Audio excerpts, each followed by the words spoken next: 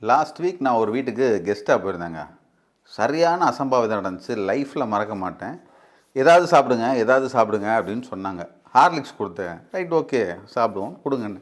வாங்கி குடித்தேன். என்னால் முடியல. புரட்டிட்டு வந்துச்சு. "என்னங்க பண்ணி வச்சுருக்கீங்க?" அப்படின்னா, "நாட்டு சக்கரை போட்டிருக்கேன்" அப்படின்னாங்க. ஹார்லிக்ஸில் ஏற்கனவே சுகர் இருக்குது.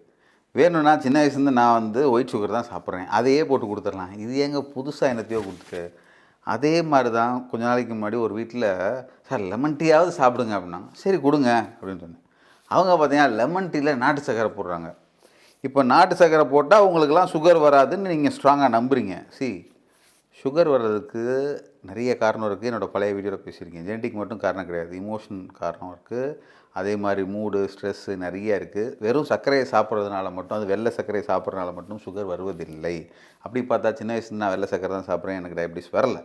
எங்கள் வீட்லேயும் வெள்ளை சர்க்கரை தான் சாப்பிட்டாங்க. என்னோடய பேரண்ட்ஸுக்கும் சுகர் வரல. இப்போ பிரச்சனை, வெள்ளை சர்க்கரை சாப்பிட்டாலே சர்க்கரை நோய் வந்துடுமான்னு கேட்டால் கிடையாது. அப்போது ப்ராக்டிக்கலாக பேசுங்க. சர்க்கரை நோய் வந்த ஒருத்தர் சுகர்னு சுகரே சாப்பிடாமல் இருக்காங்க, இனிப்பே சாப்பிடாமல் இருக்காங்க.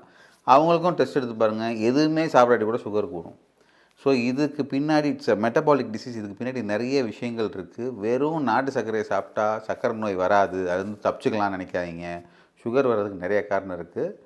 இது ஒரு பொது விழிப்புணர்ச்சியாக வச்சுக்கோங்க. பிடிச்சதை டேஸ்ட்டாக வாங்கி சாப்பிடுங்க. அந்த ஸ்ட்ரெஸ் இல்லாமல் இருந்தாலே கூட நீங்கள் சுகர் வராமல் ரொம்ப நாள் நல்லா இருப்பீங்க. Myself doctor Satish from Madurai osteopathy clinic.